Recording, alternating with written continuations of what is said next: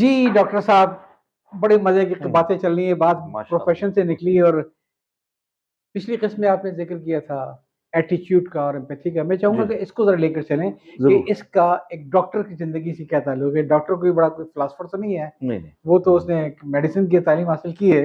ये हुँ।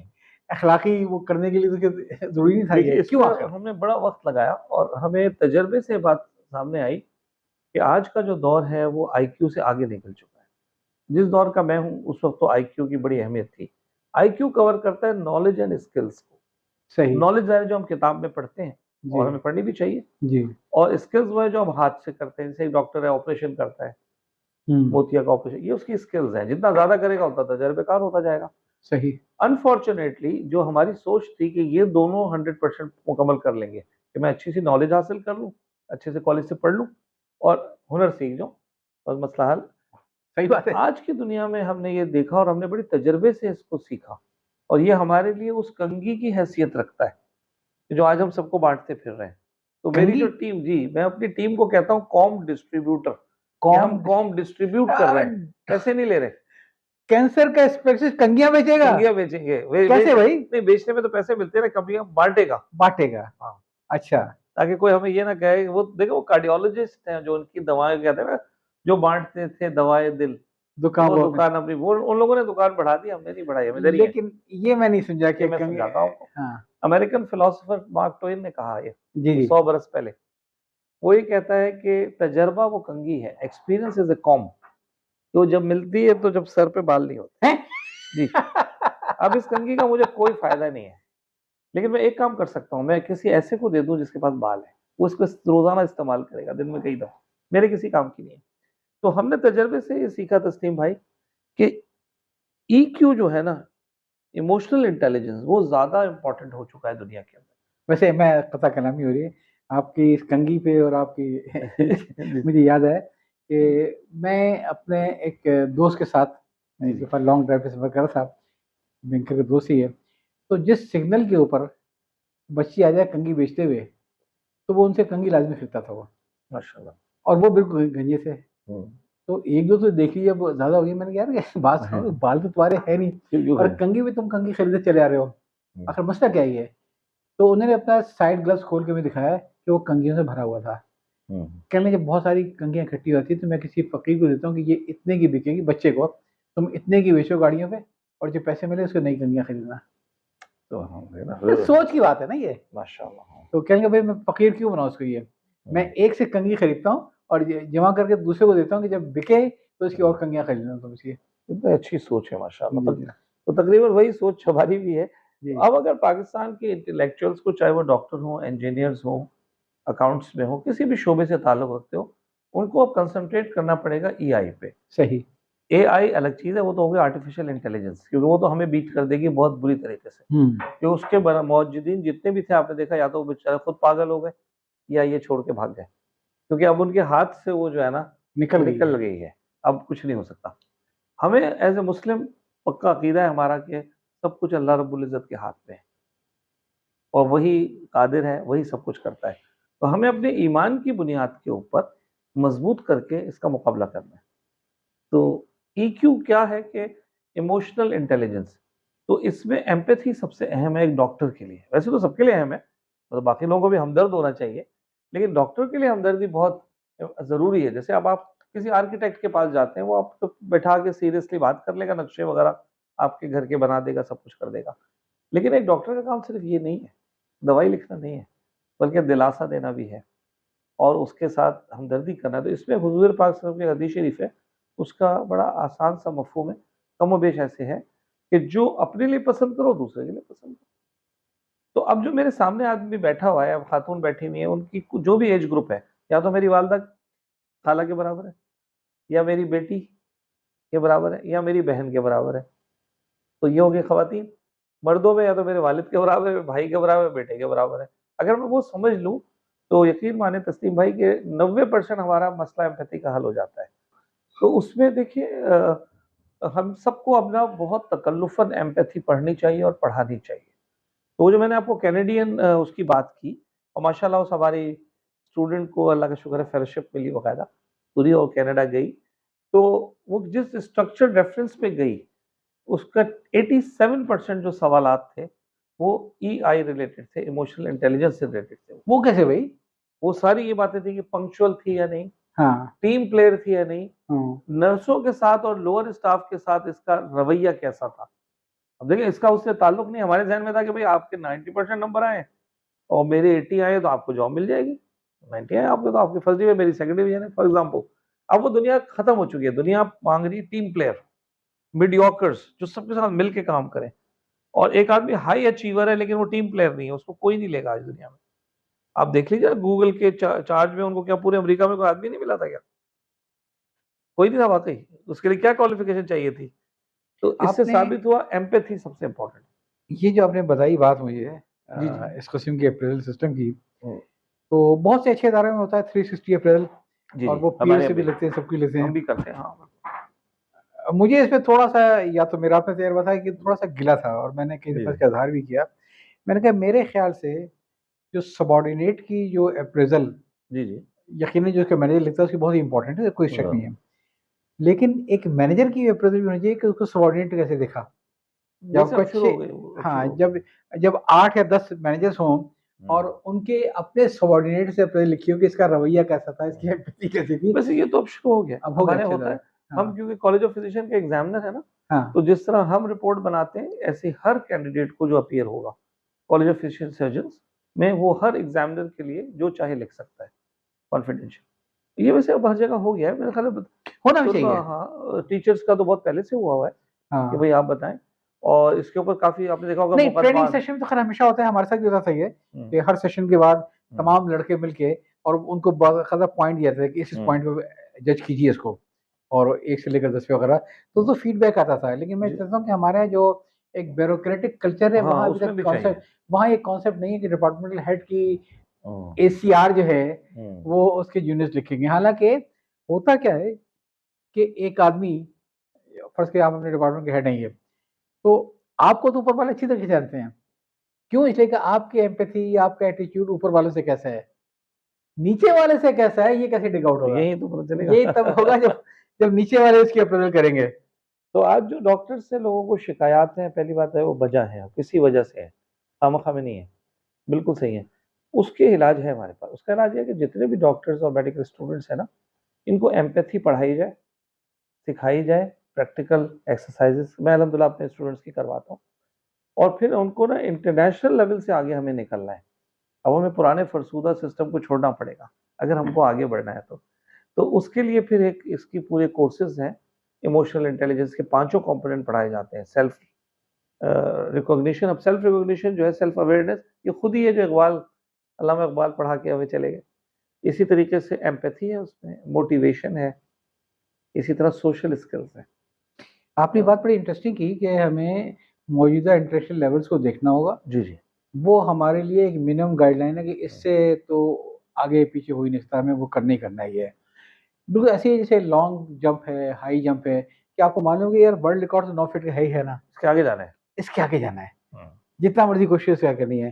तो ये सारी जो चीज़ें एम्पैथी वगैरह की है, इसके लिए बड़ी इम्पोर्टेंस इसी में है हुँ, कि हम ये डिसाइड कर लें, अज़्यूम कर लें कि हमारा क्या है सिलसिला और हमारे टारगेट्स क्या हैं। हुँ, जब तक टारगेट नहीं होंगे, बिल्कुल। उस वक़्त तक हम उसको अचीव कर ही नहीं सकते हैं। अहदाफ इवन जो है, जी, हदफ जी। हदफ। इवन मैं समझता हूँ कि ऐसा होना चाहिए कि हमारे ये इल्म में हो कि हमारी जो सोशल ज़िम्मेदारियाँ हैं, हमारी जो एम्पैथीज़ हैं, हमारे जो एटीट्यूड है, आज हम कहाँ खड़े हैं और हमें आगे कहाँ पहुँचना है, तो बीच में फ़ासला कैसे तय करना है? आप इत्तेफ़ाक करेंगे इससे? बिल्कुल, बहुत ही अहम है। और देखिए दुनिया आखिर किसी वजह से इस पे आई होगी ना, हुँ, मुश्किलात आई, मसाइल आए, तो लोगों ने उसका प्रॉब्लम सॉल्विंग एटीट्यूड है। ये सही। हमें सीखना होगा कि अभी तक हमारे यहाँ ना प्रॉब्लम की लिस्ट बनाने का तो बड़ा फैशन है, कि ये मसला है, ये मसला है, ये मसला है। लेकिन प्रॉब्लम सॉल्विंग एटीट्यूड क्या हो सकता है कि भई इस मसले का हल क्या है? असल में मसला पता है क्या है? एक हुँ, हमारा मजमूई कौमी मिज़ाज है जी, जी। कि प्रॉब्लम हम आइडेंटिफ़ाई तो कर लेते हैं, हुँ, लेकिन उसके सॉल्यूशन पे हमारा इतना फ़ोकस नहीं होता है। बिल्कुल। और मुझे बड़ा एक ये तो इंटरेस्टिंग आधा जुमला, काम हुआ ना, आधा मुझे काम। मुझे एक बहुत ही इंटरेस्टिंग जुमला लगा, जो अच्छा लगा मुझे ज़िंदगी में, हुँ, कि if you are not part of solution then you are hmm, part of problem. बिल्कुल ऐसे ही है। तो हुँ, वो तो खैर लाज़मी सी चीज़ है। जी। हुँ। तो इसमें हमें सॉल्यूशंस मिलने शुरू हो रहे हैं, अल्लाह का शुक्र है, तब्दीली भी आ रही है। और एक चीज आप देखिएगा कि अब जो नौजवान डॉक्टर्स आ रहे हैं नीचे से, अल्हम्दुलिल्लाह वो हमसे, मैं अपनी बात करता हूँ, मैं पुराना डॉक्टर हो गया हूँ, हमसे बेहतर है एम्पैथी के मामले में। देखिए यहाँ वो जीतेंगे ना, हम चाह रहे थे उनको दबाना अपने तजर्बे की बुनियाद पे, तो पता चला तजर्बे से ज्यादा अहम बात है, अब मरीज उस डॉक्टर के पास जाना पसंद करता है जो उससे तमीज से बात करे, उसको अपना समझे, बजाय इसके कि बहुत ही जो है हाई फाई हो लेकिन बदतमीजी से बात करे। तो ये तमीज का सीखना ये रवैये में आएगा ना, इसका मेरे एग्जाम से क्या ताल्लुक है? वो तो मैंने रट्टा लगा के ध्यान में ज्यादा नंबर ले लिया आपसे, मैं आपसे आगे निकल गया। वो किसी ने कहा कि बुनियादी तौर पे जो आप कोई भी इम्तिहान देख लें, उसकी जो आपके पास जो डिग्री होती है वो बेसिकली रसीद है उस पेमेंट की जो आपने की है जो आपने किए थे, लेकिन इंसानियत जो है वो कहीं और से आती है, बेशक, एहसास कहीं और से आता है, और वो घर की तरबियत है, अच्छे असातिज़ा हैं और अच्छे मेंटोर हैं। चूँकि आप एक अच्छे ट्रेनर भी हैं और मेंटरशिप भी आपका मैदान है, जी जी, तो मैं चाहूँगा थोड़ा-सा सुनने वालों को बताइए जरूर। कि क्या ज़िम्मेदारियाँ हैं एक अच्छे मेंटोर की? जी जी, देखिए सबसे पहले हमें फर्क समझना होगा टीचर और मेंटोर का। जी। टीचर जो है वो बहुत अहम आदमी है हमारे लिए और वो हमारा पिलर है, उसी के ऊपर तो इमारत खड़ी है पूरी। लेकिन टीचर ना अपने सब्जेक्ट का होता है। मिसाल देता हूँ मैं, कि एक आदमी की पूरे उसने बोर्ड में टॉप किया, पूरे कराची में नंबर 1 आया केमिस्ट्री में, उसके सबसे ज़्यादा नंबर। केमिस्ट्री के टीचर उसको घर बुलाएँगे, मिठाई खिलाएँगे, तकरीब भी होगी केमिस्ट्री डिपार्टमेंट के अंदर। वो ये नहीं पूछेंगे तुम फिज़िक्स में फेल हो गए और तुम्हें पूरा साल रिपीट करना है। बल्कि वो हाँ, फिज़िक्स वाले को कहेंगे, "अरे! पढ़ाते क्यों नहीं है तुम्हें? देखो मैंने कैसे पढ़ाया।" तो वो ना फ़ोकस बेचारा करता है सिर्फ़ एक सब्जेक्ट के ऊपर। टीचर। टीचर, ये फ़र्क है बहुत बड़ा। और वो कहते हैं हाँ भाई फिज़िक्स में वो तुम्हें पढ़ाया ही नहीं था सही उन लोगों ने, देखो मुझे देखो मैंने तुम्हें पढ़ाया था। तो वो सही। अपना प्राइड शो बात तो करेगा। बड़ी नेचुरल है ये। बिल्कुल, इसी तरह हम लोग गेटोज़ में होते हैं ना, तो हमेशा हम अपने अस्पताल की तारीफ़ करते हैं। हुँ। कि हाँ, तो भाई उस अस्पताल, जब हमें किसी और अस्पताल में कोई काम खराब होता हुआ इत्तला मिलती है तो हम अंदर से बड़ा खुश होते हैं कि देखा वो तो होता है, उन लोगों का तो काम ही यही है। इसलिए और जहाँ मैं काम करता हूँ, ये इन चीज़ों को आप कंपनी पे ले लें, बैंक में ले लें, जहाँ भी ले लें, तो मेरा बैंक सबसे अच्छा है। वहाँ सबसे अच्छे लोग हैं। वो तो है। ये वो मुझे तो मालूम है। ये तो आपको पता ही है ना, हाँ, इसको मुझे बताने मालूम की है। मेरा ज़रूरत ही नहीं है। मेरा बैंक मीज़ान बैंक है, वो बस सबसे अच्छा है। बस तो बाकी तो 2 नंबर है ना उसमें। अब क्या करें? 1 नंबर का मीज़ान है तो बाकी सब 2 नंबर में है। और वो काम भी नहीं कर रहे हैं ना सही। हाँ। अच्छा, तो उसमें देखिए ये बात जो हमें सीखनी है वो ग्लोबल, तो ये मेंटोर होता है। मेंटोर उसके घर तक का पता रखता है कि यार इसके बच्चा बीमार हाँ, था, बात तो सही है। इसलिए इसके नंबर कम आए। टीचर क्या कहे, नंबर तुम नालायक हो इसलिए तुम्हारे नंबर कम आए, मैं फेल कर रहा हूँ। वो क्या करे, इसको वजह थी कोई, नंबर हुँ। कम आए, सारी रात बच्चे के साथ जागता रहा था ये, फिर आया था इम्तिहान देने। तो मेंटोर ओवरऑल ग्लोबल देखता है, वालिदैन के साथ कैसा सलूक है। मेंटोर उसको बताता है कि बेटा तुम्हारे केमिस्ट्री में 60 पासिंग मार्क्स हैं हुँ। और नॉन सब्जेक्ट नॉन इलेक्टिव में 25 हैं, फलाने में इतने हैं, इतने पे मेडिकल में दाखिला होगा, वो सब उसको पता होता है टीचर को, नंबर्स बताएगा वो। मेंटोर कुछ और कहता है, मेंटोर कहता है कि अगर तुमने वालिदैन की फर्माबरदारी रवैये में 99 लिए तो बेटा तुम फेल हो जाओगे। ये कुरान कहता है, उफ़ नहीं कर सकते। हुँ। तो तुम खुश नहीं हो कि तुम्हारे वालिद ने तुमसे कहा था पानी पिला दो तो तुमने उनको पानी पिला दिया था। ये तो तुम रिक्शे वाले को भी पिला देते, माली को भी पिला देते, ये कौन सी खास बात है? तुम्हें अफ़सोस होना चाहिए कि तुम्हारे वालिद को कहना पड़ गया कि मुझे पानी पिलाओ। क्या बात है! क्या बात है! तुम्हें तो खुद से एहसास करके मंशा पहचाननी थी कि हाँ, अब्बू इस एज में हैं, इनको बार-बार पानी की ज़रूरत होती है, हाँ, डिहाइड्रेशन है, हाँ। गर्मी है। तो तुम्हें तो अपनी नालायकी पे तौबा करनी चाहिए और तुम यानी फ़ख्र से करो। सादतमंद औलाद की जो निशानी है वो ये नहीं है कि बाप के कहने पे अमल करे, बल्कि बाप के कहने से पहले अमल कर दे। अमल करें, तो ये माशाअल्लाह। रवैया आएगा ना, तो ये हमने सीखा कि अभी हम जब पीछे मुड़ के अपने करियर को भी देखते हैं, तो जो लोग वालिदैन के फर्माबरदार थे, वो दुनिया में हर जगह आगे गए। तो मेरा एक बड़ा ख़ास मक़ूला है कि मेंटोर जो होगा ना, वो सारे सब्जेक्ट पे नज़र रखेगा। वो कहेगा मैं ऐसा करो डिस्टिंक्शन मत लो, 90 मत लाओ, 60 पाँचों सब्जेक्ट में ले आओ, तुम्हारा साल आगे निकल जाएगा। मैं आपके जो टीचर ये नहीं करेगा। मैं आपके जुमले को लेके थोड़ा-सा आगे बढ़ूँगा कि जो लोग वालिदैन के वफ़ादार थे, वो आगे बढ़े। हुँ, अच्छा, मेरा तजुर्बा एक और भी है। हुँ, वालिदैन से मोहब्बत करना, वफ़ा करना, हुँ। वो ज़्यादा होते हैं जिन्होंने अपने वालिदैन को देखा हो, अपने वालिदैन की खिदमत करते हुए, बिल्कुल वफ़ा ऐसे करते हुए। रोल मॉडलिंग इसी को रोल कहते मॉडल जब मतलब वो भाषण नहीं सुनते बच्चे आज के, हैं। वो देखते हैं कि मेरे बाप का रवैया मेरी माँ के साथ कैसा है। बिल्कुल। आज का आपका बेटा अगर ये देखेगा कि 90 साल की उम्र आपकी वालिदा की है और आप उनकी कितनी खिदमत करते हैं, तो बात तो आपकी सही है कि उस्ताद अपनी जगह पे है, अतालीक अपनी जगह पे है। अतालीक बिल्कुल। जो है पूरा करियर का विज़न लेके चलता है और हुँ, मेंटर जो है वो बेसिकली अतालीक है। हुँ। वो उसकी माइक्रोस्कोपिक नहीं है कि भई इसमें क्या चीज़ है। वो उसकी जैसे नस्लों के बारे में सोचेगा, 100 नस्लों के साल। बारे में सोचता है और हर चीज़ के बारे में सोचता है। हर सब्जेक्ट के बारे में सोचता है, हर एटीट्यूड के बारे में सोचता है। क्या टेक अवे है इससे आपका, एक उस्ताद और एक मेंटोर का, किसी की जिंदगी में फर्क? और मेंटोर के लिए टीचर होना जरूरी नहीं है, मुमकिन है कि आपके खानदान का कोई आदमी है वो मेंटोर बन हो जाए। सकता है वो स्कूल की शक्ल ना देखी हो उसने, हाँ। जरूरी नहीं कि वो कोई बहुत बड़ा स्कॉलर हो, नहीं, बल्कि उसकी आपके इसके लिए हमारे यहाँ माओ का जो तस्वुर था, वालदा कैसे निगाह रखती थी। मैं हैप्पी होम स्कूल में पढ़ता था और हम लोग जेल रोड पे रहते थे। मेरी वालदा बगैर बताए, कुछ दिन थे कैसे सेलेक्ट करती थी मुझे नहीं पता, बुर्का पहन के वो आके मेरी क्लास टीचर से मिलती थी, जबकि मेरी वालदा ने स्कूलिंग नहीं की है, प्राइमरी भी नहीं अच्छा, पढ़ी है। ये दौर वो था कि जब कोई ये फैशन जो पीटीएम वगैरह का, पेरेंट टीचर मीटिंग का, वो फैशन नहीं आया था वो जी, नहीं था, वो अपने तौर पे। और हम उनसे भी डरते थे और अपने टीचर से भी, और हमें पता था कि टीचर हमारी शिकायत लगाएगा, और जो शिकायत लगाते थे टीचर, वो सबक के अलावा इसमें भी लगाते थे ना कि ये हंस रहा था इस मौके पे, ये फलाने के बच्चे के साथ क्यों बैठा है, इसको मना करें, इसके अच्छा, साथ नहीं एक बैठा बड़ी करें। आप समझते हैं कि एक नफसियाती सा एज नहीं हासिल होता था कि ऐसा जिसके माँ बाप दिलचस्पी लेते हों, तो टीचर भी फिर उस पर उतनी ही गहरी नजर रखता होगा, नेचुरल सा ना कि कि भाई ये कोई लावारिस नहीं है, हम्म, पीछे तो इसकी वालदा विजिट कर रही है, वालिद विजिट करते थे मेरे, हाँ, आते थे, बैठ जाते थे ऑफिस के, बुलवाते थे, फिर यही वो वजह थी कि टीनेज की जो नन्ही नन्ही ख्वाहिशें थी आप रही होंगी, वो दिल में रह गई। कहते हैं ना हजारों ख्वाहिशें ऐसी। अच्छा। तो उसमें जो वालदेन की बात मैंने सीखी और बड़ी, वो उसमें है कि तालीक जो होगा ना, मेंटोर, वो आपसे जरूर ये लफ्ज पूछेगा।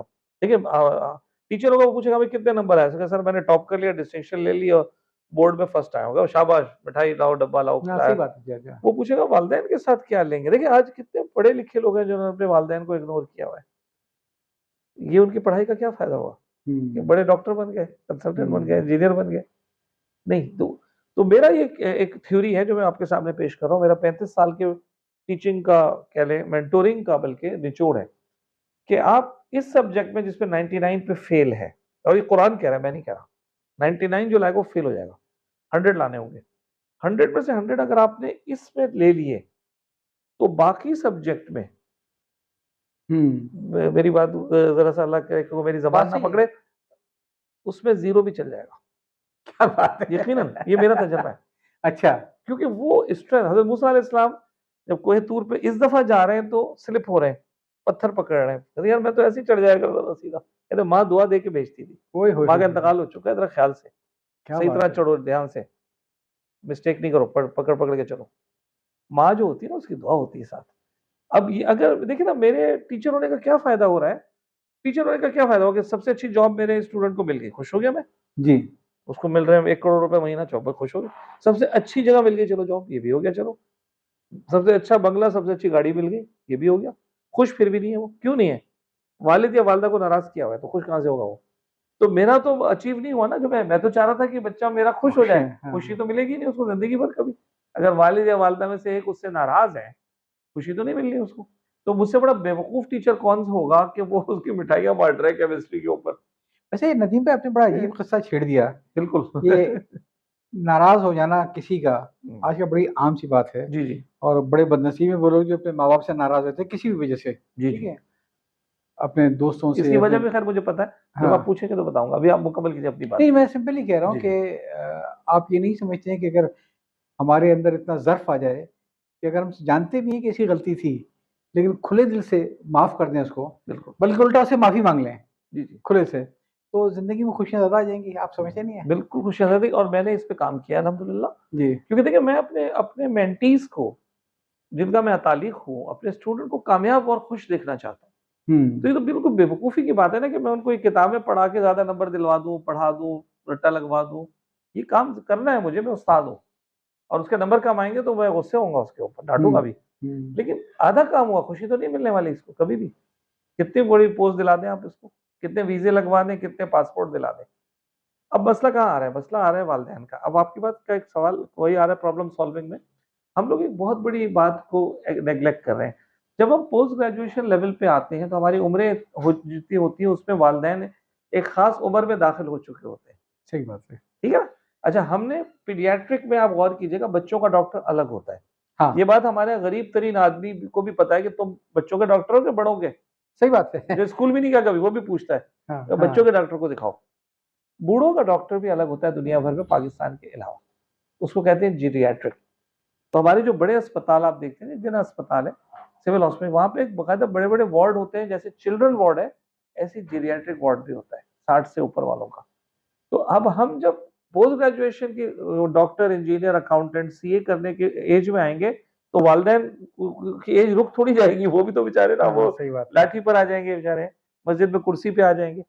यहाँ हम लोग गलती कर रहे हैं। वो गलती ये है तस्लीम भाई, जैसे आपके साथ मैं बैठा हूँ तो हमारी ये माशाल्लाह नन्ही जो आयशा है, माशाल्लाह अल्लाह इसको हमेशा खुश और आबाद रखे। आयशा अगर इधर आके जो है ना वो गाड़ी से खेलने लगे और यूं यूं मारेगा तो हम उस पर गुस्से थोड़ी होंगे, हम कहेंगे बेटा जरा इसको बॉल दे दो यार, इसको खिला दो। मैंने तसन कुंडी लगा दी है कि वो हाँ, आ जाती है इधर। लेकिन वो आएगी तो हम उसकी शरारतों पे खुश होंगे। सही बात। अगर उसे ये गिरा दिया तो हम खुश मतलब यार अच्छा बच्चा है और कोई ना, तो हम लोग ये क्यों नहीं दे रहे मार्जिन अपने बूढ़े वालिदैन को। वो जो पूछा ना, उसे पूछा कि बाप ने पूछा कि बेटा ये क्या शोर मचा रहा है, उसने कहा कौवा है। तो जी, उसने जी, कहा जी। कि नजर तो नहीं आ रहा कौन है, क्या कहते बाबा कह रहे हैं ना कौवा है। तीसरी बार पूछा तो आपको समझ नहीं आ रही है। तो अगर हम एक इस बात को समझ जाएं कि बूढ़ा और बच्चा बराबर होता है, तो अब हम कह रहे हैं कि ठीक है, अम्मी ने अगर 3 बजे रात को आपको कहा अम्मी को खांसी हो रही है, लेकिन 3 बजे रात को कहा बेटा आइसक्रीम खिला दो, तो बच्चा भी तो ऐसे ही करता है। आयशा भी तो यही कहती है आपसे, उसका जब गला खराब होता है आइसक्रीम खिलाए मुझे आप। वो स्ट्रॉबेरी वाली मांगती है वो। और तो ये वाली चीज जिस दिन हम लोग समझ गए, हम क्या कर रहे हैं, वहां रीजनिंग कर रहे हैं और उसको अब आयशा की बात की रीजनिंग थोड़ी होगी, छोटी बच्ची है, वो तो करेगी, उसका काम है। तो वालिदैन को जो हमारे यहाँ कल्चर आ गया कि 2-4 अंग्रेजी के लफ्ज पढ़ के डिग्रियां लेकर हम अपने आप को बहुत अक्लमंद समझने लगे और हम कहते हैं वालिदैन को कि यार ये इनको समझ ही नहीं आती, अम्मी को एक तो यार इतनी बात नहीं समझ रही है कि मेरी, तो ये बड़ी खतरनाक मर्ज है, इसको दूर करने की जरूरत है। डॉक्टर साहब आपने बिल्कुल सही कहा। अच्छा, कम से कम एहसास तो लोगों को यकीनन होता है कि यार वालिदैन का अपना एक मुकाम है, नंबर एक। नंबर दो, जो बदनसीब औलाद अपने वालिदैन की कदर नहीं करती है उसका अपना बुढ़ापा भी बड़ा खराब होता है, आपको अच्छे से मालूम है। लेकिन क्या ये चीज दूसरों के लिए एहसास, ये जज्बा सिर्फ वालिदैन तक है या हमें लाइफ के अंदर देखिए हमारे। इस्लाम तो हमें जानवरों तक से सिखाता है। जी। एक नमाजी औरत को इसलिए अजाब हुआ कि उसने जो है बिल्ली को खाना नहीं दिया ना। तो असल में हम तो उम्मत है रहमतुल आलमीन की। जी। लेकिन बड़ी देखिए कहीं छोटी-छोटी कहीं से चीज़ों तो को, स्टार्ट करना होगा ना। छोटी-छोटी चीज़ों को हम लोग अपनी अना का मसला बना लेते हैं और आप नहीं समझते हैं कि इसमें फिर नाराज़गियों को ख़त्म करने की कोशिश ना करना, एटलीस्ट आदमी कोशिश तो कर ले अपनी तरफ से ये, और कोशिश ना करना बदनसीबी अगर उस आलम में किसी का अगर इंतकाल हो जाए बहुत तो फिर नुकसान वो हो सकता है उसमें, बहुत नुकसान हो सकता है दोनों को ये। तो मेरा तो ये अपने स्टूडेंट पे मैं नज़र रखता हूँ, मैं हमेशा ये कहता हूँ कि भाई अगर आपके वालिद या वालिदा ने ये कहा कि ज़रा पानी पिला दो बेटा, तो तुम फेल हो चुके हो और तुम अपने आप को रिवाइज करो फौरन। कहा क्यों उन्होंने? कहा क्यों? तो अगर तुम उसमें 100 में से 100 ले लेते हो वालिदैन के, फिर तुम गिरबान खोल के मेरे पास आओ, मुझे बोला रिजल्ट लिखे इसके ऊपर, लिखो पास करो मुझे, और मैं मजबूर होऊंगा, मैं जीरो दे ही नहीं सकूंगा तुम्हें, क्योंकि तुम वो क्वालिफाई करके, जैसे हमारे यहाँ मशहूर है ना कि वो कह रहे हैं भाई खुदा के बंदे से खुद पूछे बता तेरी रजा क्या है। हाँ। तो बाकी लोग आपके गुलाम हो जाएंगे अगर आप वालिदैन की गुलामी कर लो और अल्लाह की गुलामी कर लो। अल्लाह के वालिदैन का हुकूक अल्लाह ने सिखाया। क्या हकूक है भाई बहनों के और औलाद के? आपके सामने है कि भाई उनकी अच्छी तरबियत करना बच्चों की, जी। और फिर ये कि हर मौके पे ना हमें थोड़ा सा अपने आप को पीछे रखना है। इस्लाम ने हमें एक बड़ी खूबसूरत स्ट्रैटेजी सिखाई है और अनफॉर्चुनेटली अंग्रेजी तालीम ने हमें सिखाया मुकाबला, कंपटीशन। वो तो सेकंड वाला रो रहा होता। जी, जी, जी, अब कंपटीशन का दौर दुनिया से खत्म हो गया, अब टीम प्लेयर चाहिए। सब क्यों नहीं पास हो सकते? मेरा मेरा अपना ख्याल ये कि मेरा सकते? मेरा ज़ाती ख्याल ये, जो जितना मैंने इसको चीज़ों को देखा है समझा है, कि कंपटीशन बहुत अच्छी चीज़ है और आदमी बढ़ता भी कंपटीशन है, मगर सिर्फ एक शर्त है कि दूसरों से कम्पीट ना करे बल्कि अपने आप से कम्पीट बस करे कि 6 महीना पहले मैं कहाँ था और आज मैं कहाँ खड़ा हूँ। बस इसको तो आदमी का बेहतरीन कंपटीटर खुद उसके ऊपर ज़ात है। दूसरों से तो बिल्कुल हाईवे के ऊपर आप गाड़ी चला रहे हैं, कोई ना कोई आपको आगे मिलेगा, क्या करेंगे आप इतना कंपटीशन करके? ये बिल्कुल सही कहा। और ये क्योंकि हमें 5% लिटरेसी अचीव करने के टारगेट पे थे हम लोग ना, अंग्रेज को सिर्फ अपने कुछ चाहिए थे, उनको अंग्रेजी आती हो ताकि वो रूल कर सकें। तो उन्होंने मेक श्योर किया कि हमारे यहाँ 5% से ज्यादा लोग लिटरेट ना हो सके। अच्छा, अपने यहाँ ये निजाम नहीं किया, जो मेरे बच्चों ने वही पढ़ा है ना, पढ़ाई वहां शुरू की मेरे सारे बच्चों ने, तो वहां तो कंपटीशन है ही नहीं। पूरी क्लास पास होती है, जो कमी रह जाती है वो टीचर्स की ट्रेनिंग के थ्रू ठीक करते हैं। तुमने सही कुछ कमी कर दी पढ़ाने में, बच्चों को नहीं डांटते वहां। ये तो बड़ा ये हमें लाना होगा अपने अंदर ना। ये बड़ा अलमिया है कि दूसरी तीसरी क्लास के बच्चों में ये एहसास पैदा कर दिया जाए कि हम टॉप 3 में नहीं है या हम टॉप 3 में हैं। बोर होते हैं। अब देखिए तो बाकी जो क्लास के है वो बच्चे यार हमने इतनी मेहनत की, हम पहली 3 पोजीशन की है। हाँ, और स्कूल से निकल रहे हैं, आपको खुदकशियां कर लेते हैं बच्चे, पता नहीं क्या क्या हो रहा है, उनको मॉरली इतना डीमीन कर देते हैं बेचारों को। जबकि गलबन जापान वगैरह में तो ये कहीं रिजल्ट के भी कॉन्सेप्ट फिनलैंड में नहीं नहीं है। है, हाँ स्कैंडिनेविया कहीं पूरी दुनिया में कहीं नहीं है सिवाय सब कॉन्टिनेंट के। अरबों में भी इतना नहीं है। भाई अब ठीक है, आपका एक लेवल चल रहा है उसमें। बिल्कुल, देखिए कोई किसी चीज में अच्छा होगा, कोई किसी चीज में अच्छा होगा।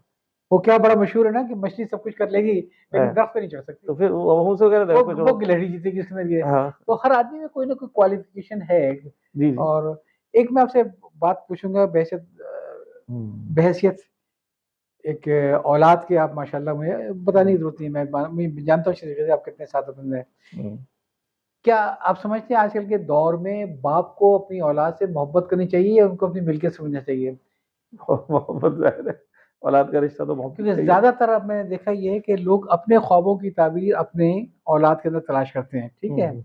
और वो बच्चों की बजाय करेक्टर करियर प्लानिंग के वो उनके ऊपर मुसल्लत करते हैं कि तुमने इंजीनियर बनना है, बिल्कुल ऐसा, तुमने बड़ा डॉक्टर गलत बनना है, है, बहुत गलत है। चाहे उसके अंदर वो क्वालिटी डॉक्टर बनने की ना हो। नहीं, ये आप नहीं समझते कि ये वो वालिदैन की बहुत एहसास से मिल्कियत है, बिल्कुल भी, और क्योंकि मेरी बेटी है लिहाजा जैसे मैं कहूंगा वैसे वो चलेगी। ये चीज सही क्या गलत है? बिल्कुल देखिए, पेरेंटहुड जो है ना उसको की भी ट्रेनिंग है। पेरेंटहुड ऐसे नहीं, अल्लाह रब्बुल इज्जत ने आपको एक ह्यूमन बीइंग का वारिस बना दिया, तो ये कोई मामूली तो स्टेटस नहीं मिला। अगर आपको ये सामने वाला घर आपने खरीद दिया तो उसकी सफाई अब आपके जिम्मे हो गई कि नहीं, उसका कलर कराना, उसमें जो है ना सारी सेटिंग करना। तो अब किसी को अल्लाह ने जो औलाद के लिए, कितने लोग हैं जो बेचारे औलाद के लिए तरसते हैं, औलादें नहीं होती, वैसे आपने कहा तो कि जब मिल गई तो आप फिर नदीम भाई कहाँ आपने कदर कहा कि करें। पेरेंटहुड जो है ना उसकी भी अपने प्रॉपरली ट्रेनिंग होती है। आपकी वालदा माशाल्लाह 90 साल की उनकी उम्र है, कहाँ से उन्हें एमएससी पीएचडी किया था? नहीं, ट्रेनिंग से बुरा नहीं था फिर आज नहीं, मैं पहले मेरा सवाल जवाब दिए। कहीं से भी नहीं, वो तो अपने अपनी नानी से, हमारी नानी ने उनको ट्रेन कर दिया मेरी था। वालदा का भी हाल था, ठीक है। बिल्कुल। लेकिन इन लोगों के अंदर जो एक नस्ल दर नस्ल जो जिस तरह से इनकलकेट होता था ये, तो आप उनसे बात करके ये महसूस नहीं कर सकते थे कि तालीम याफ्ता नहीं है, स्कूलों की शक्ल नहीं देखी है। उनकी जो नसीहतें और उनकी जो नस्ल दर नस्ल था, आपकी वालदा का मेरी वालदा का, विजन, इसको विजन हाँ कहते हैं। उन्होंने कोई पेरेंटिंग की कोर्स नहीं किए थे ये, ठीक है। लेकिन उनको मालूम था।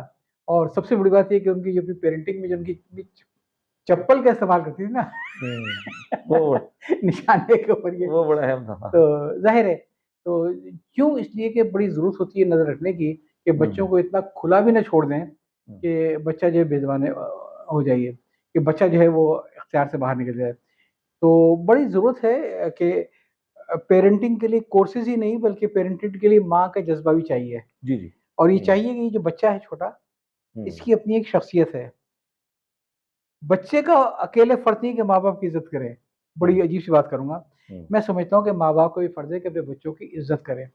जब वो इज़्ज़त करेंगे तो फिर इज़्ज़त पाएँगे। जी। और बच्चों को दूसरों की मौजूदगी में, चाहे उनके कज़िन्स हों, चाहे महल्ले की ख़वातीन हों, कभी बच्चों को डाँटना नहीं चाहिए। अकेले समझा लें उसको। वो गलती को वक़्त पर टोकना सबसे बड़ी गलती है। मौलाना इलियास साहब रहमतुल्लाह अलैह का कौल है, गलती को वक़्त पर टोकना सबसे बड़ी गलती है। इससे इस्लाह नहीं होती, बल्कि ह्यूमन नेचर है, फितरत है। इससे ना रिटेलिएशन पैदा होता है और ज़िद पैदा होती है। आपने मुझे कहा कि भई तुम तो उल्टे हाथ से क्यों चाय पी रहे हो? तो वक़्त पे नहीं कहना था, बाद में हम किसी को कहते हैं यार सीधे हाथ से एक नेमत है, सीधे हाथ से पी लो। तो वो बात असर करती है। तो मौलाना इलियास साहब रहमतुल्लाह अलैह का गोल्डन उससे लिखने का वो है कि वक़्त, गलती को वक़्त पे टोकना सबसे बड़ी गलती है। अच्छा, एक तरबियत को ज़हन में रखिएगा, गर्मी की छुट्टियाँ हुई, दादी के पास चले गए 1 महीने के लिए। ज़्यादातर नानी अम्मा घर बड़ी खाला हमारी नानी की बराबर थी, ज़ाहिर है। हाँ, ये ज़हीर मुस्तफ़ा भैया की वालदा, हमारी हाँ, नानी को, हाँ। उन्होंने ही मेरी वालदा की शादी की थी। वो सबसे अच्छा। बड़ी थी, वालदा हमारी सबसे छोटी, 4 बहनों में। तो वो भी वो पेरेंटहुड का जो वो है ना कि जो वहाँ फलाँ जगह कोर्स हो रहा है शेरेटन में, मैरियट होटल में, वो मैरियट होटल वो था। क्योंकि अब वो वहाँ पे वो देख रही हैं कि भई वो दादी किस बात पे डाँटती हैं, दादी किस बात पे गुस्सा होती हैं, सही, दादी किस वक़्त उठने को कहती हैं सुबह। सही है। तो आपने गौर किया कि हमारी वालिदैन ने सारे रिसोर्सेज़ को इस्तेमाल किया, जी। चारों तरफ के, और वहाँ पे बच्चे आके रहते थे। हमारे घर आके बहुत रहते थे, हमारे कज़िन्स ये रह रहे, छुट्टियाँ हैं, आ गए। और मुझे अच्छी तरीके से याद है हमारी पूरी बिरादरी में दोनों साइड पे, ददियाल और ननिहाल में। जैसे फैमिली आ गई, जैसे हम छोटे छोटे थे पहुंच गए, अब वापसी में नहीं गए हम, हाँ यानी 4 लोग आए थे, 3 गए वापस रिक्शे में। रिक्शे में 90 पैसे में हम पहुंच जाते थे हाँ जब हम जेल रोड पे रहते थे, अजीदाबाद में हमारी दादी। नहीं तो उस 90 जमाने की बड़ी कॉमन चीजें थी। आज एक तो रुपए नहीं माशाल्लाह आप उनको देखें तो टोपी गिर जाए, इतने ऊंचे मुकाम पे पहुंच गए हैं। जी जी। लेकिन जब छुट्टियां होती थी तो इन्होंने कपड़े के थैले के अंदर तो एक पजामा दो कमीज रखी, अपनी किसी खाला घर चले गए। कभी वो भी नहीं होता था, वो कजन का लेना पड़ता था, ये भी नहीं होता था। तो ये वो लेकिन वो पेरेंटहुड की कितनी फैमिली बॉन्डिंग्स क्रिएट होती थी है।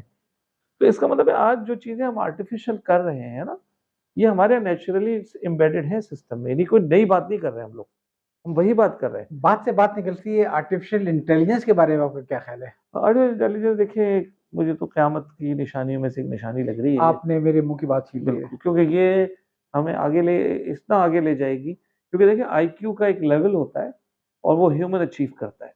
उसमें फिर कुछ थोड़े से साइंटिस्ट होते हैं जो उनके अंदर अल्लाह पाक ने डिजाइन थिंक दिया होता है, सब में नहीं दिया होता, वो फिर इनोवेटिव होते हैं जो सोचते हैं। जैसे अब आप देखें ना, अब आप फ्री में मोबाइल फोन उठाएं, अभी ऑस्ट्रेलिया वाले को कनेक्ट करें, एक अमेरिका से, एक को कनाडा से, एक को अफ्रीका से, जी जी 6 आदमी मिलकर बातचीत करें, इसका तस्वुर नहीं था पहले। तो ये जिन लोगों ने ये इजाद की होगी उनका दिमाग ज़रा हमसे थोड़ा सा तो, लेकिन ये तो उससे आगे चला गया ना, ये मुश्किल हो जाएगा काबू करना, डॉक्टर क्योंकि साहब आप मुझे बड़ा घोड़ा खौफ आता है, मुझे बड़ा खौफ ये आता वो है। घोड़ा है हाँ कि जो आपकी लगाम से निकलने वाला है। लगाम से निकलना है, मुझे बड़ा खौफ आता है। मैं ज़ाहिर है कि मैं खुद भी बड़ा इन सब चीज़ों में बड़ी क्यूरियोसिटी मुझे होती है।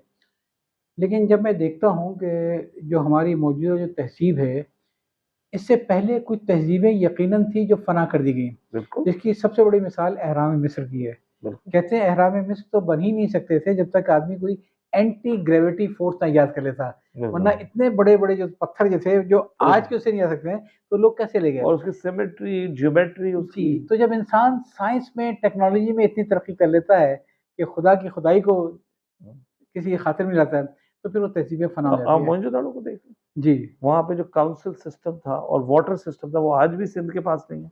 जी, कबले वसीम में उस वक़्त पानी सप्लाई जी। होता था और वहाँ पे जो पार्लियामेंट की मीटिंग होती थी, वो स्विमिंग पूल में होती थी। अच्छा, जी, ये वो जिन लोगों ने इस पे लिखा है, और आप मौलाना जलाल साहब का तो बड़ा काम है ना इस पे अबुल लैंग्वेज, जलाल नदवी तो साहब। आज तक लैंग्वेज क्यों नहीं पढ़ पा रहे लोग? जी, जी। इतने तेज़ है मोहरे लोग। जो है, लेकिन उन्होंने तो हुँ। पढ़ ली थी मौलाना हाँ, अबुल उन्होंने जलाल तो उस पे नदवी ने। लिखा। तो इससे साबित हो रहा है कि आप सही फरमा रहे हैं कि ये जो शैतान ने हमारे दिल में डाल दिया कि जी द मोस्ट मॉडर्न हम लोग हैं, ऐसा नहीं है।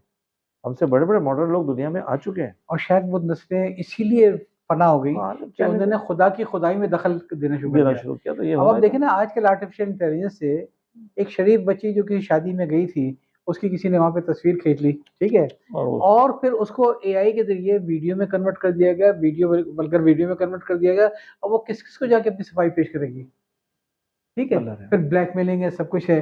तो इससे बड़ा ही वो हमें मुहतात ना होने की ज़रूरत हमें है। बड़े इंटेलिजेंट तरीके से इससे बचना होगा। देखिए, एक किसी चीज़ को डिनाई करना हकीकत को, जी, ये मैंने भी वही पानी की खतरनाक है। मिसाल दी थी आपको। कि कि हकीकत पानी जो है वो आप देखिए ज़िंदगी भी है और पानी जो है मौत भी है। मौत भी है। कि अगर आप उस तरीके से डैम टूट जाए तो आबादियाँ फना हो जाएँगी पूरी है।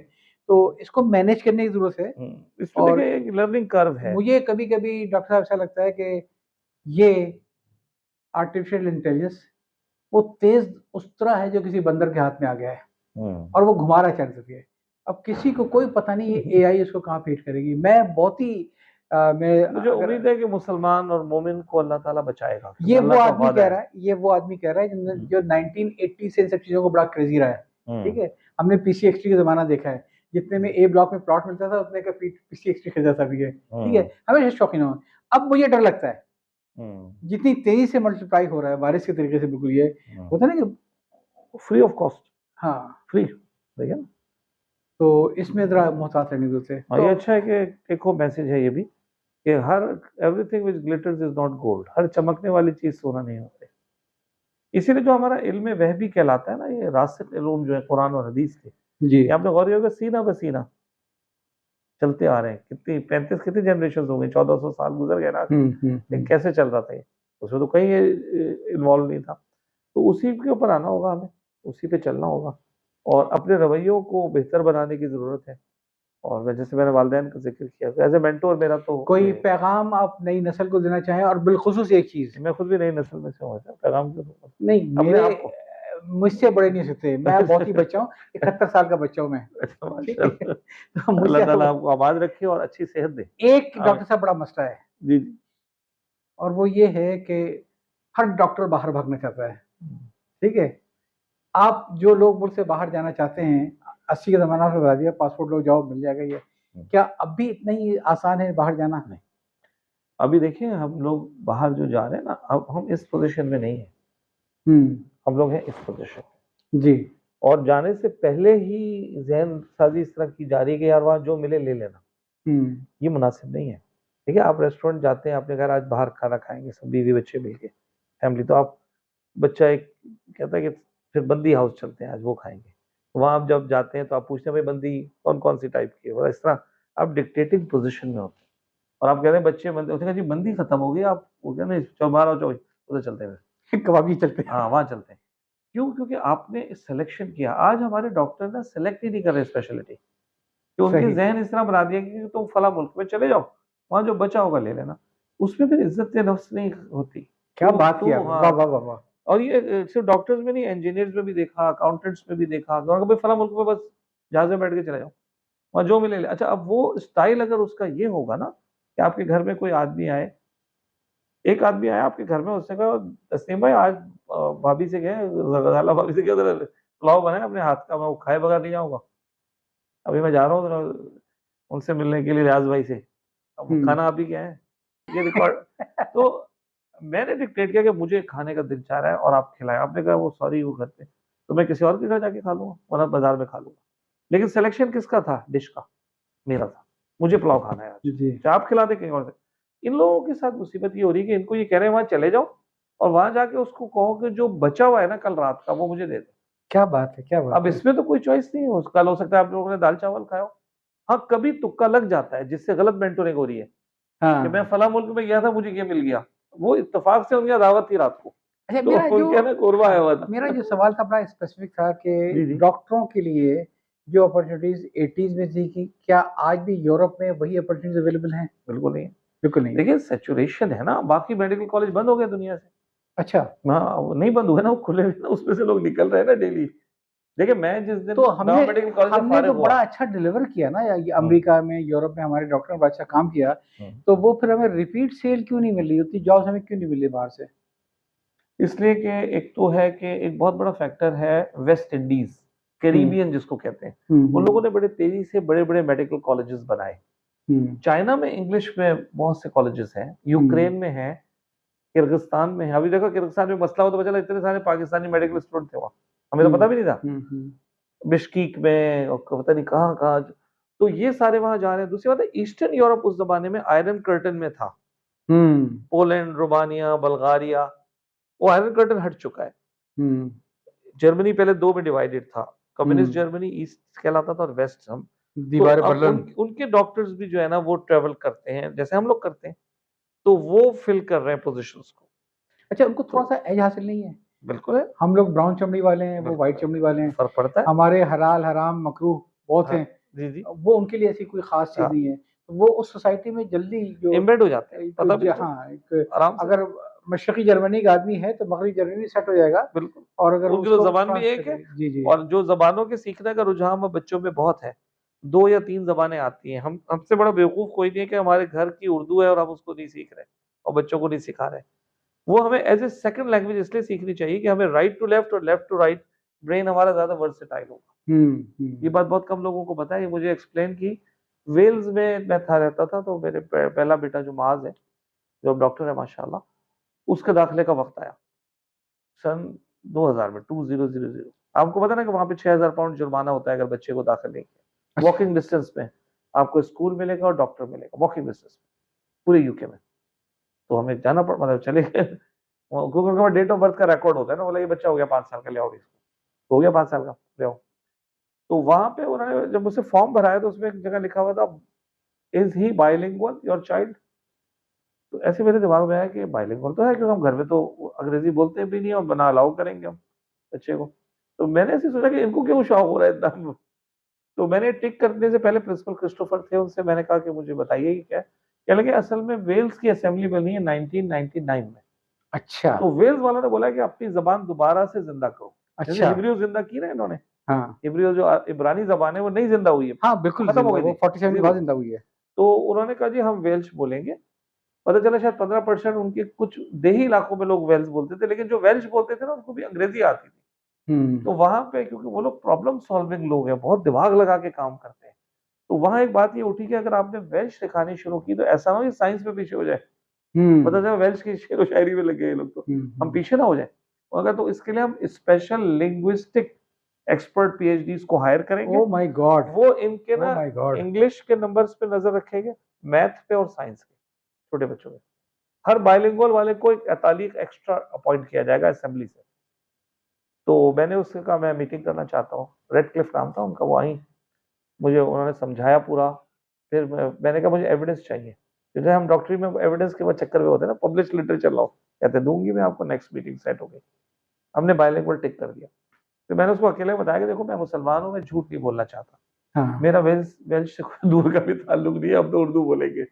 हाँ। आप मुझे मेक श्योर, कहते हैं कि मैं इससे आपको एक वादा करना होगा कि घर की दहलीज में दाखिल होने के बाद माज जो है वो अंग्रेजी नहीं बोलेगा, उर्दू बोलेगा।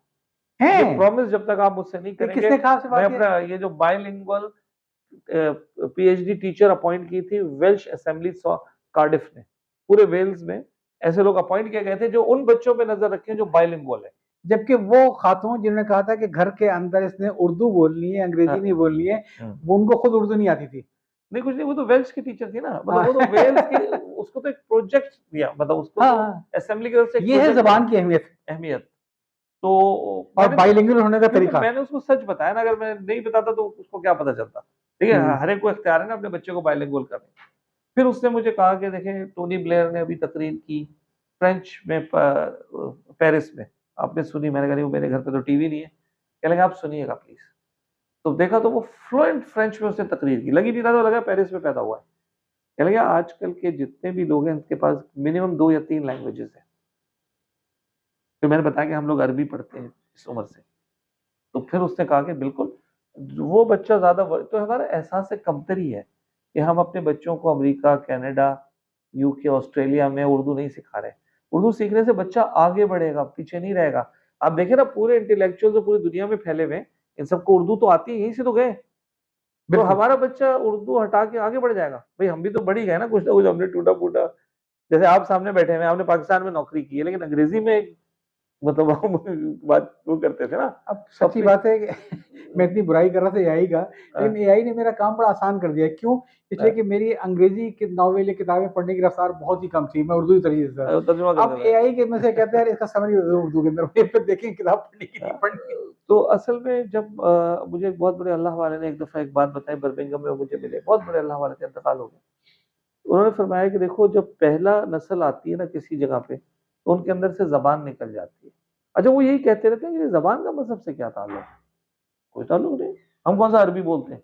क्योंकि अच्छे मुसलमान है हमारे लोग, बड़े बड़े अल्लाह वाले हैं, और अरबी नहीं आती उनको, क्या हो गया?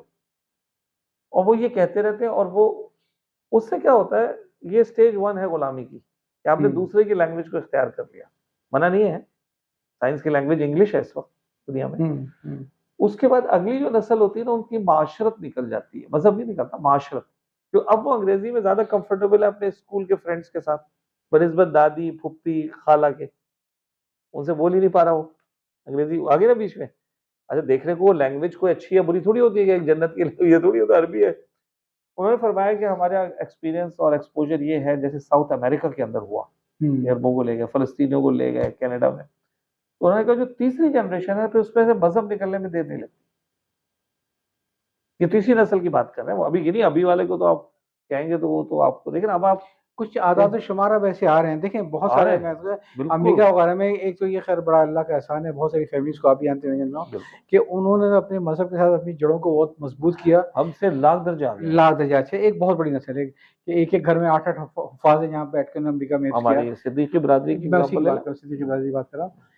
लेकिन साथ ही साथ में एक वो भी हैं जिनके बारे में आदाब शुमार है कि तीसरी नस्ल के बाद लोग अपने मजहब को भूल चुके हैं, या एथीस्ट हो गए हैं या क्रिश्चियन हो गए हैं। फिर ज़ाहिर है जब अपने वहाँ की माशरत अख्तियार कर ली, ज़बान अख्तियार कर ली, उनमें उठना बैठना है, तो 1-2 नस्ल तक तो रहता है। तीसरी नस्ल के बाद बॉन्डिंग बहुत ही कमज़ोर होती है। तो वही लोग सर्वाइव कर रहे हैं बाहर, जो अपनी फैमिली वैल्यूज़ के साथ जुड़े हुए हैं। और जो तो जब हम फैमिली का लफ्ज इस्तेमाल कर रहे हैं तो family means what? Family means मेरी फुप्पी, मेरी खाला। अगर उनके साथ मेरी कम्युनिकेशन ही टूट गई तो फैमिली क्या रही फिर? वो कम्युनिकेशन टूट गई ना आपकी। ना वो आपसे बात कर सकती है, ना आप उनसे बात कर सकते हैं। तो देखें, ये चीज हमें सीखने को मिली वेल्स में। नदीम साहब, गुफ्तगू तो बहुत अच्छी जा रही है अच्छा और मेरा ख्याल है कि चूंकि अभी आपको जाना भी है, आई होप कि जब आप वहाँ से होके आ जाएंगे बाहर से, भी कितने निकल जा रहे हैं, बस मैं आ जाऊंगा, मई में इंशाल्लाह आ जाऊंगा। तो इंशाल्लाह एक दफ़ा फिर बैठेंगे, कुछ जरूर ऐसे मैं इश्यूज हाजिर टेक हूँ, अवे मुझे तो खुशी करेंगे। होगी कि देखिए। आज की जो गुफ्तगू है, इसका आप क्या समझते हैं, इसका टेक अवे क्या है जो आप नई नस्ल को देना चाहेंगे? बस ये है कि अपने वालिदैन से जुड़े रहें, मस्जिद से जुड़े रहें और अपने मजहब को मजबूती के साथ थाम के पकड़े। जो रस्सी कहला रही है ना कि अभी हमने लागू रस्सी, कोई वैसी वाली रस्सी थोड़ी आसमान से उतरी, वो यही है। मतलब ये कि हम इसलिए पैदा नहीं हुए कि हम एक डॉक्टर बने, हम इसलिए पैदा हैं कि हम जिस प्रोफेशन में भी जाएं एक अच्छे इंसान बने और अप्रिशिएट कर लें जिसने हमारे साथ कोई नेकी की हो। जी जी। उसको जैसे आपने हम मामू के हाँ, विसाल के बाद आप ये तो वहाँ गए, हाँ तो ये कोई नहीं कर रहा ना। मतलब ये कोई भी नहीं कर रहा। उसको कम से कम इनकरेज तो करते हैं जाके बेचारे को। हमें यासीन शरीफ पढ़ाई, उससे हमें बड़ा फायदा हुआ हमारे वाले। कोई भी नहीं कर रहा। ये सब चीज़ें हैं और इंशाल्लाह मैं समझता हूँ कि अभी भी इस मुआशरे में काफ़ी जान है अल्हम्दुलिल्लाह। और काफ़ी लोग हैं। और मैं समझता हूँ कि सेब का एक बीज काफ़ी होता है नस्लों तक सेब का फल देने के लिए। बेशक। तो इंसान अपने इनफरादी तौर पर भी अगर अच्छा हो जाए तो, और नताइज को अल्लाह पे छोड़ दे, बेशक। तो सदका जारिया तो उसके लिए है। कुछ कहना चाहेंगे आप नहीं, मजीद? मुझे तो बड़ा सीखने को मिल गया। और इंशाल्लाह बस उम्मीद है कि हम एक दूसरे से सीखते रहेंगे, बढ़ते रहेंगे इसी जी तरीके से। मायूस नहीं होंगे कभी भी, जी। मायूसी नहीं।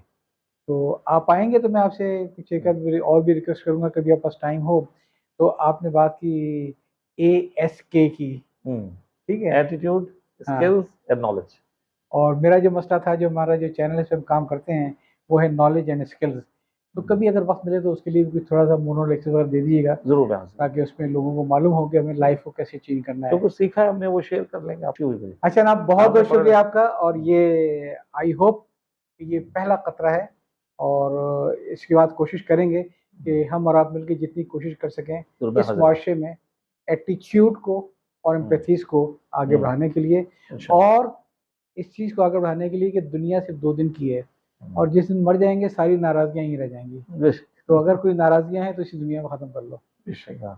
या चाहता हूँ। बहुत बहुत शुक्रिया आपका, अल्लाह हाफ़िज़। जज़ाकल्लाह खैर शुक्रिया। For invitation.